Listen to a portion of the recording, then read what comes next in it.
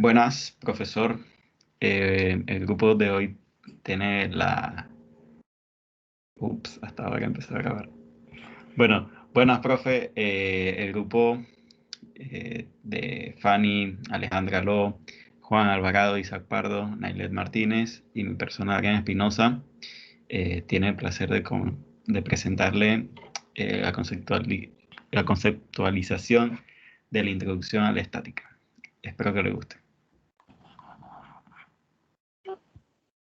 La conceptualización de la introducción a la estática se puede dividir por sus características, que son la división, que es la mecánica que se puede definir como una ciencia que describe y predice las condiciones con respecto al movimiento o a los cuerpos bajo una acción o fuerza. Se divide en tres partes, las cuales son las de cuerpos rígidos, la mecánica deformables y la mecánica de fluidos. La mecánica de cuerpos rígidos se subdivide en estática y en dinámica. En la parte del estudio de la mecánica se supone que los cuerpos son perfectamente rígidos. Sin embargo, estas deformaciones casi siempre son pequeñas y afectan de una manera apreciable con las condiciones del equilibrio o el movimiento. La tercera parte de la mecánica es la de fluidos. Se subdivide en los estudios de fluidos impredecibles y los fluidos comprensibles. Su definición son las que tienen como una base, como la mayoría de las ciencias e ingenierías, y requisitos indispensables para estudiarlas. La tercera parte de la mecánica se subdivide en tres, que eran los fluidos incomprensibles, los fluidos comprensibles y la hidráulica. La mecánica no tiene un carácter empírico propio, ya que es una ciencia de la ingeniería que se puede experienciar por la U y se observa por su riesgo y su importancia, que al razonamiento reducido que se parece bastante a la de la matemática, pero también es una ciencia abstracta, ni siquiera es una pura, sino que es una ciencia aplicada. En la parte del punto 2 del concepto y principios fundamentales, los estudios de la mecánica han remontado en los tiempos de Aristóteles, en los de Galileo, en los de Arquímedes y también en los de Newton, para encontrar la formulación y factorizar sus principios fundamentales. En los conceptos básicos podemos encontrar lo que es el tiempo, el espacio, el movimiento y la estructura. Si bien ahora se han reconocido limitaciones de la mecánica de Newton, que estas aún actuales son utilizadas en la ciencia de la ingeniería. Sus conceptos básicos se emplean en la mecánica con un espacio de tiempo y de la masa, que son una fuerza de la acción con un cuerpo sobre otro y ejercen un contacto real o distante, en lo que es en el caso de las fuerzas gravitacionales y magnéticas, una fuerza característica por su punto de ampliación y magnitud. La ley de Newton, también la newtoniana, que es la que es del espacio, tiempo y masa. Por otra parte, el concepto que se puede basar en la realidad de los principios fundamentales que se va reuniendo más adelante, sobre todo con los cuerpos relacionados con la masa de este. Bueno, los estudios de la mecánica elemental se pueden expander por tres leyes, las cuales son las leyes paralelogramos, el principio de la transmisibilidad, también la ley fundamentales de Newton. Y entre las leyes fundamentales de Newton está la primera ley, la segunda ley y la tercera ley. La primera ley es la ley de la inercia. La segunda ley es la que define la fuerza exacta y acelera magnéticamente. Y la tercera es el principio de acción de una reacción. Siguiente.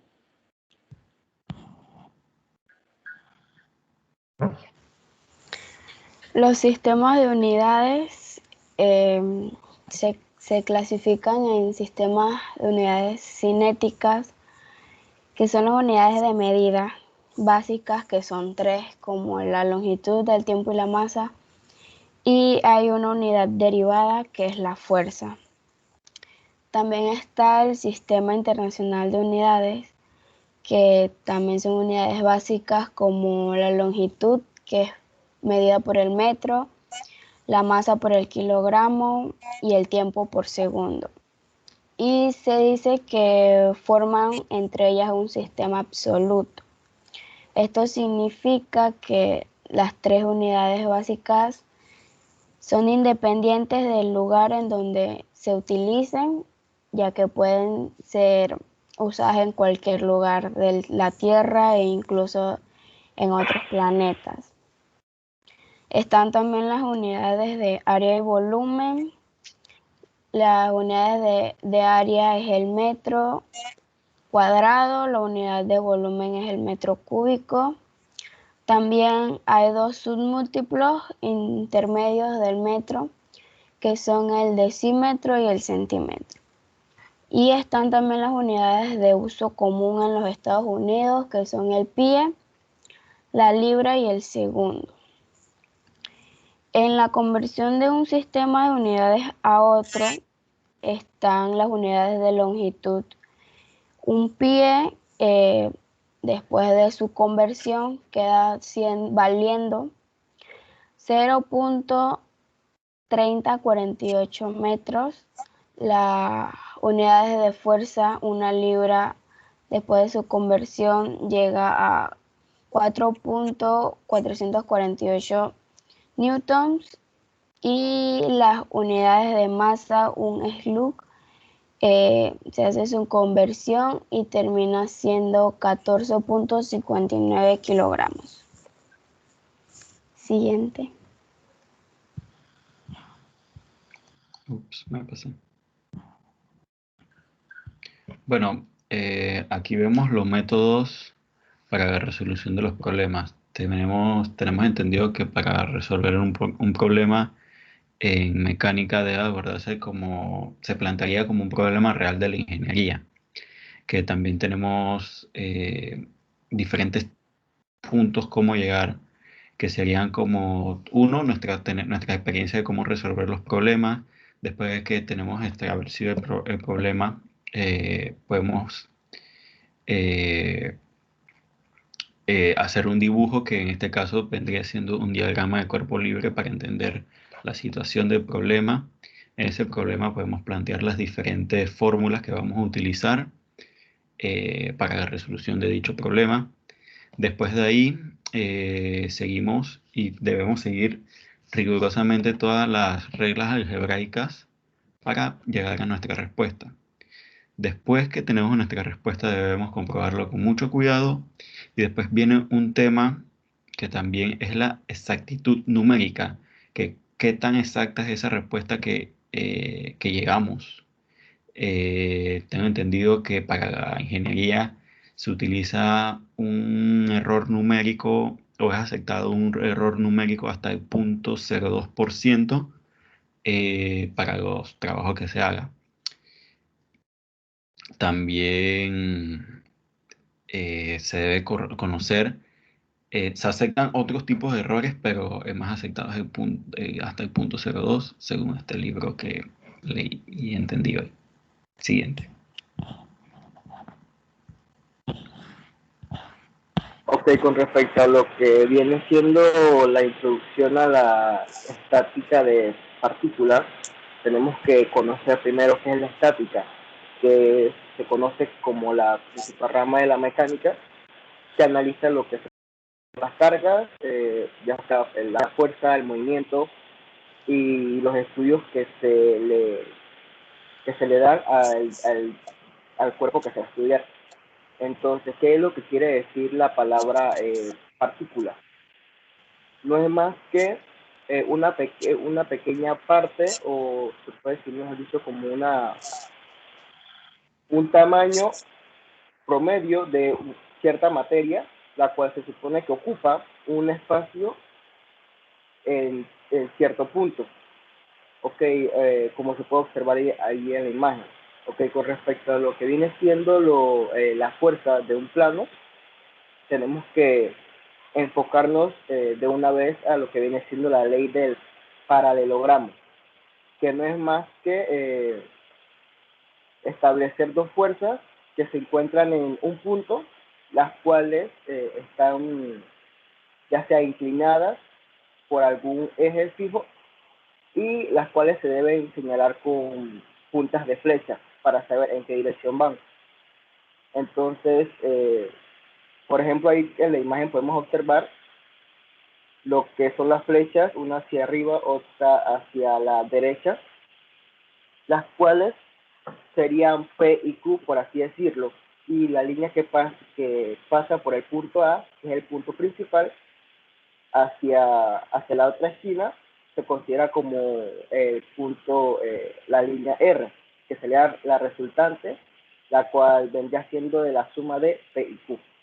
Obviamente también se le puede sacar lo que es la negativa, pero esto sería entonces, si toda esta operación vendría siendo la mano derecha, para que sea negativa, se diría lo contrario, la mano izquierda.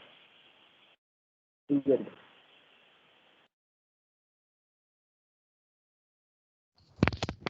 Buenas noches. Tenemos entonces en este caso el tema de lo que es vectores en sí. Como decía nuestro compañero, esto sigue la ley del paralelogramo. Por lo tanto, tenemos como cantidades físicas sus ejemplos que son desplazamiento, velocidades, aceleración, momentos. Entonces, esas cantidades físicas se pueden dividir en dos, que es pasar, magnitud y sentido y dirección, y también de no poseer dirección, volumen, ni masa, ni energía. Se representa con números ordinarios o escalares. Pero volviendo en sí a los vectores poseen magnitud, dirección y sentido. Entonces, los vectores,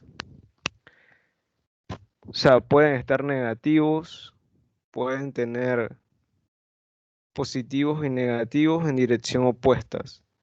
También tienen una fuerza que actúa sobre una partícula, un vector fijo o ligado.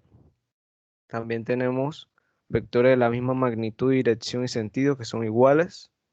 Y también tenemos las que son vectores que pueden moverse libremente en un espacio. Están representadas con una línea, con un sentido y con una dirección.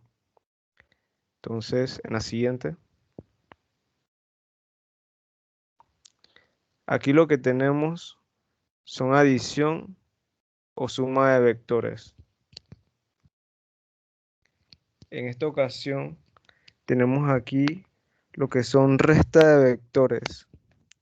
Aquí tenemos diferentes tipos de operaciones donde las cuales van en sentidos diferentes, pero la línea que va en el centro, por ejemplo, en la suma de dos vectores, P más Q es igual a Q más P. Entonces son conmutativas porque no importa de qué forma se sumen, siempre van a ser iguales. Entonces, en la suma de vectores también tenemos la regla del triángulo. Tenemos la suma también para encontrarse colocando P y Q del punto a la cola y la cola de P con el punto de Q. También conmutativa. También tenemos resta de vectores, que es parte de la adición del vector negativo. P menos Q es igual a P más menos Q, entre paréntesis menos Q. También tenemos la suma de tres vectores, P, Q y S. Se aplica la regla del triángulo dos veces, PQ y para PQ más S. Son diferentes tipos de fórmulas donde vemos la suma de estos vectores en forma tridimensional o en su forma de sentido, magnitud, dirección.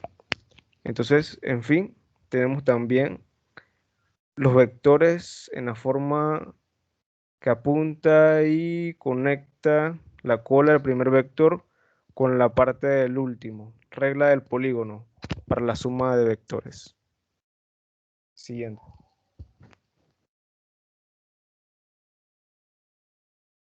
Ahora continuando hablando de vectores, ellas tienen una composición de fuerzas concurrentes que tienen por objetivo hallar su resultante. Está compuesta por varias fuerzas aplicadas en un solo punto y pueden ser obtenidas mediante el empleo sucesivo del principio del paralelogramo o mediante la regla del polígono. Al contrario, también nos encontramos con la descomposición de una fuerza, que significa hallar tal sistema de fuerzas en componentes que produzcan el mismo efecto que la fuerza que se ha dado. Como han mencionado mis compañeros, según la ley del paralelogramo, es un procedimiento que permite sumar o restar los vectores a partir de su representación gráfica.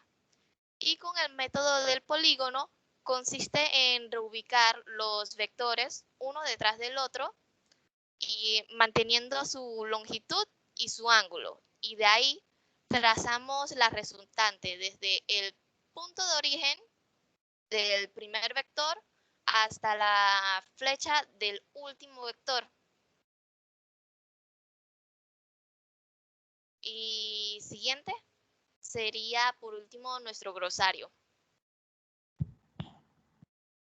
Ahí está nuestro bello glosario de palabras, que bueno, no vamos a mencionarlas por encimita, que sería gravitación, paralelogramo, transmisibilidad, ingeniería, planeamiento, fuerzas concurrentes, partículas, cantidad escalar, conmutativa y subdivisión.